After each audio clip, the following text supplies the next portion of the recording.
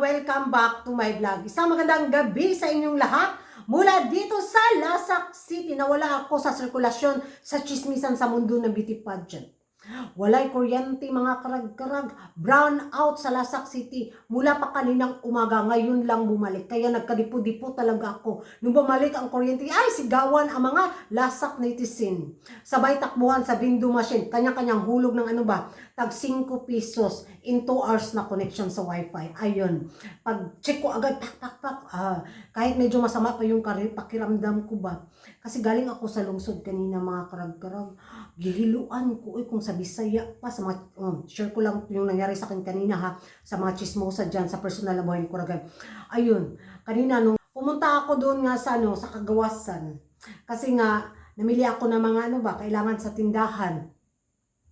Pag-uwi ko mga karag-karag, bigla man lang sumakit yung ulo ko, yung mata ko, tapos hindi ko na madilat yung mata ko, tapos nanghihina yung katawang lupa ko.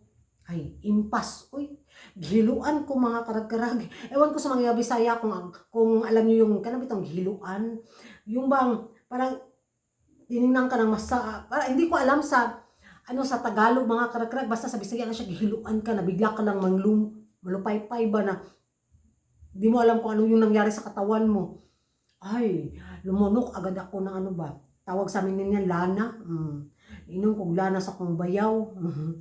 Ayun, porti na kong suka. Tapos, parang masimasan yung katawang lupa ko. Biglang nabuhay na nung balik yung, hanggang ngayon medyo masakit-sakit pa yung ulo ko, pero at least, buhay na naman yung espiritu ko. Kanina talaga mga karag pagdating ko galing sa bayan, hala, uy, grabe. Takdol mo daw sa bulan. Amang hiluay ba? Yung mga bitaw, hurim-hurim galore, ganon. Ewan ko kung meron yan sa inyo. Dito sa amin, meron pa. So, ito na. Balik na tayo sa chismisan. Share ko lang yung personal life ko sa inyo. Baka, nasaan na naman yung chismosang si Kuragan? Ayun. Yun yung nangyari sa akin sa araw na to.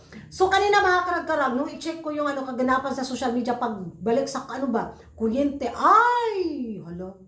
Hindi na pala si Cheryl Payumo yung natin, no? Pambato natin sa Miss Charm 2024. Miss Charm Philippines 2024, pinalitan na siya ni Carter. Ay, in fairness, gwapa dyan si Carter, mga karag-karag. At yun nga, usap-usapan nga nila, bakit daw pinalitan si Cheryl Payumo ni Carter bilang pambato ng Pilipinas sa Miss Charm Philippines 2024 at maging pambato natin sa darating na laban sa USA yung venue, di ba, sa August na, next month. So, yung isa daw sa mga rason is ready visa na daw itong si Carter. Samantalang kay Cheryl pa daw, mahaba pa daw yung magiging proseso, baka hindi daw ma-approve, at marami pang magiging aberya, so maging alanganin yung preparation niya sa Miss Charm pageant. So, mas mabuti na lang daw itong si Carter kasi anytime pwedeng paliparin papuntang US at makipagkimbotan doon sa mga iba niyang kalaban sa Miss Charm. So yun nga, medyo mahirapan ang Miss Universe Philippines organization sa maging proseso ng visa ni Cheryl Payumo, kaya pinalitan siya ni Carter. So marami naman ang natuwa sa naging desisyon na mga beauty pageant lovers sa social media na si Carter yung ipadala natin. Kasi nga, kung face card ang labanan, wapak na wapak. Uy, isa to sa mga beat ni Hello the Universe sana sa corona sa MU PH 2024. So yung mga latest na mga chika noon na pinag-uusapan dito natin sa mga last vlog ko, di ba? Na isa siya talaga sa target ni Hello the Universe. But sad to say, hindi siya pinakinggan ng MU PH organization.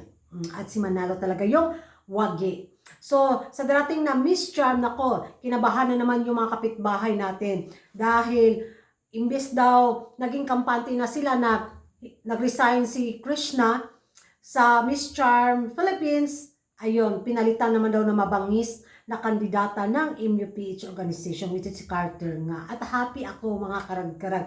Makita ko yung barbihang face lock ni Carter sa Miss Charm sa USA. Nako, abang na lang tayo nito kung matutuloy ba ulit ang Miss Charm.